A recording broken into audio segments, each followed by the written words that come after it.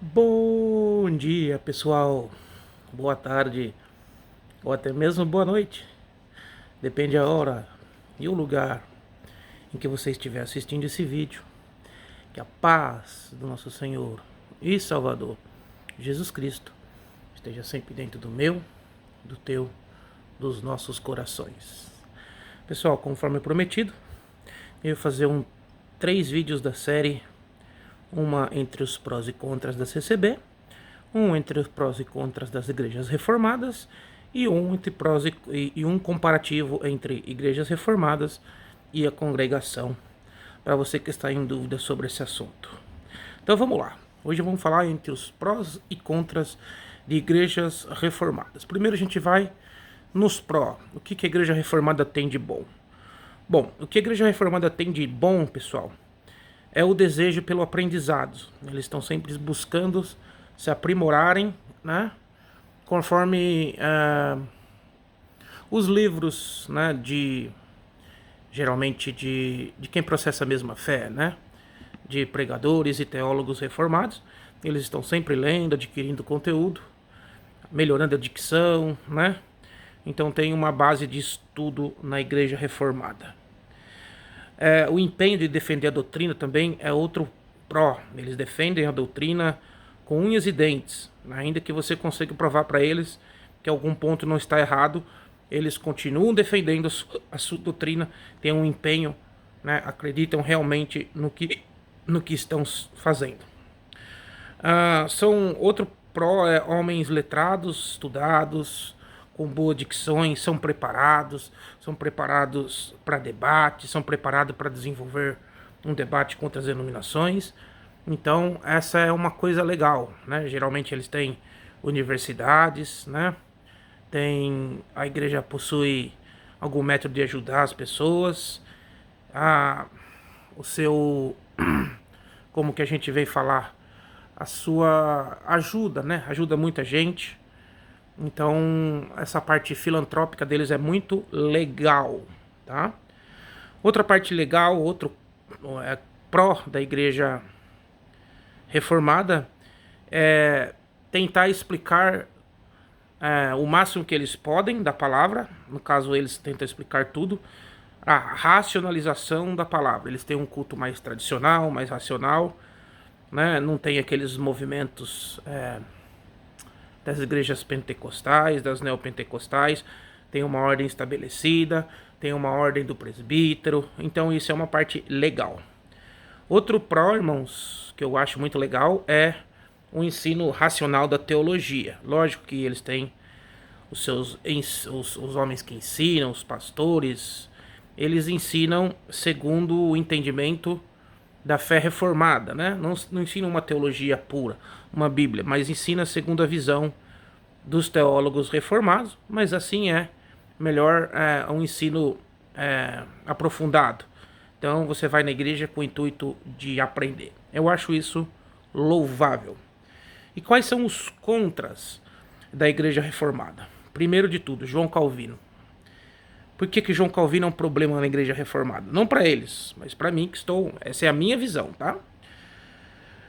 Quem fez a reforma, irmãos, quem iniciou a reforma no final dos anos 1400 foi Martinho Lutero.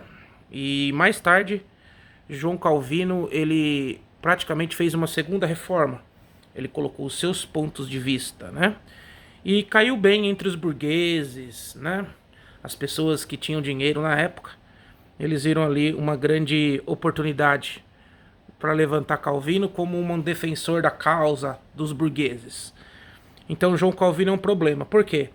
Porque a teologia de João Calvino, o calvinismo dentro das igrejas reformadas, ele é perigoso, a interpretação da Bíblia segundo João Calvino, ela tem muitas distorções, mas a principal distorção é a predestinação total, que você nasce, um já nasce condenado, o outro já nasce salvo, e isso é perigoso, tá? Eles confundem, né, a predestinação com a presciência de Deus. E isso também é perigoso porque altera o caráter de Deus. Se tudo está predestinado, Deus não passa de um manipulador manipulando nós como simples peças num tabuleiro de xadrez. Então, o problema maior que eu vejo nos contras, o primeiro problema, João Calvino. O segundo, o excesso de leitura sobre a ótica de pregador calvinistas, né? Dificilmente você vai encontrar uma biografia escrita de Calvino se não for de calvinistas. Então, lógico que eles vão endeusar. Então, a partir do momento que você está inserido numa igreja reformada, eles passam a só te dar o ensino bíblico através, né, da visão de Calvino, são as institutas, e só recomendam livros da fé reformada, ou seja, de calvinistas, interpretações calvinistas. Ou seja, você não vai ter informação fora do calvinismo. Você vai estudar outras doutrinas, como o arminianismo, ou as doutrinas de Wesley, né, pelagianismo, entre outras, mas sempre sobre a ótica de um calvinista.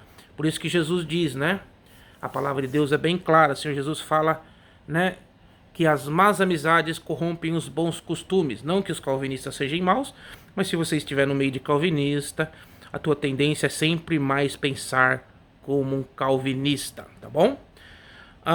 Racionalizar Deus. Esse é outro problema da igreja reformada. Eles querem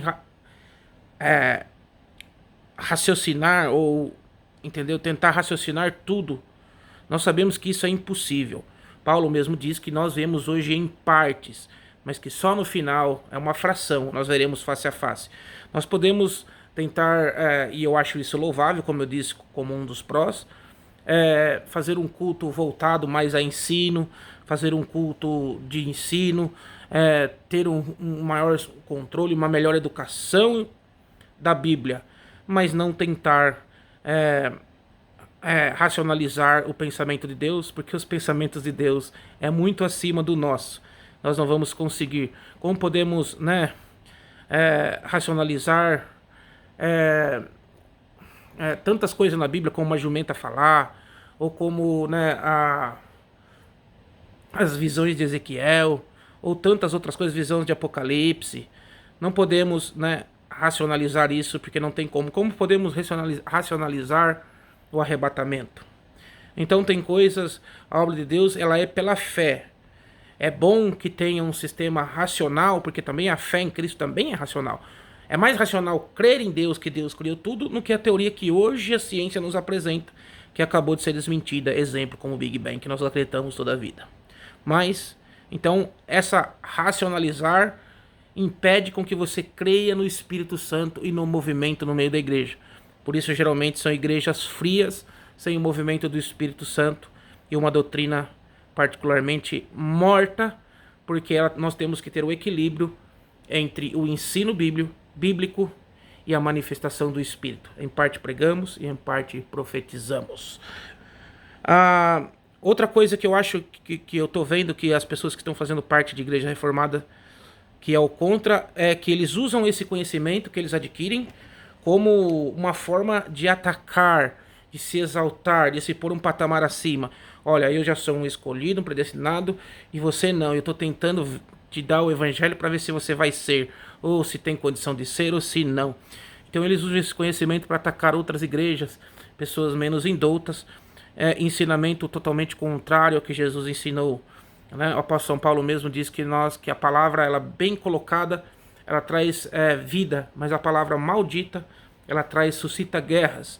Então esse é o principal. Nós vemos que eles vão se tornando, através disso, arrogantes, petulantes, intolerantes, porque eles estão com aquilo na cabeça, e quando alguém vê ao contrário, como pode você pensar desse jeito? Não sabem ouvir o pensamento alheio, né? Então essa arrogância, intolerância e petulância que vem do conhecimento para atacar, né? Lá nas igrejas deles, eles têm aula de como debater com outras denominações. Então isso é uma coisa totalmente anticristã, né? Outra coisa que também é, assim, o proselitismo. Defender a fé reformada de uma forma como se fosse o único meio de salvação. Quem não entendeu o evangelho através das visões, do jeito que Calvino interpretou, para muitos dos reformados, não vão se salvar. Então isso também é uma coisa perigosa, porque eles se põem num patamar acima que Deus não os colocou. Muito contrário, muito pelo contrário, diz Deus que ele escondeu o evangelho dos sábios, mas revelou para os humildes. Então aí nós vemos uma total contradição contra as Escrituras. A coisa que eu acho mais grave da igreja reformada é a distorção das Escrituras. Toda a igreja reformada que saiu do calvinismo distorce as Escrituras em toda ela, tá? Eles distorcem textos que são de fácil interpretação. A primeira vez que eles distorcem o caráter de Deus como um Deus misericordioso, de um Deus que tudo predestinou e nós não podemos contestar. Então eles põem Deus, tira o Deus do patamar de misericordioso e coloca Deus no patamar de ditador, tá? E não é isso que Deus ensina nas Escrituras, com várias parábolas, inclusive de Jesus, como o filho pródigo, né? Como o juiz que teve misericórdia e o outro não teve misericórdia do próximo, como os vinhateiros, os trabalhadores de última hora e tantas outras parábolas de Jesus. Sendo que todas essas distorções das Escrituras, a maior representação do calvinismo no mundo é a igreja presbiteriana. Não é a única, temos alguns batistas reformados também. E até está entrando agora também algum tipo de igreja pentecostal reformada. Então tudo que você vê reformado, saia fora. Se você é um cristão, já está no cristianismo, se você é um pentecostal, se você vê reformado na placa, essa igreja não é para você. Vai distorcer aquilo que você já tem crido. Então as presbiterianas são as principais representações. A presbiteriana original se dividiu aqui nos Estados Unidos e ela se rendeu ao universalismo, ao legalismo, né?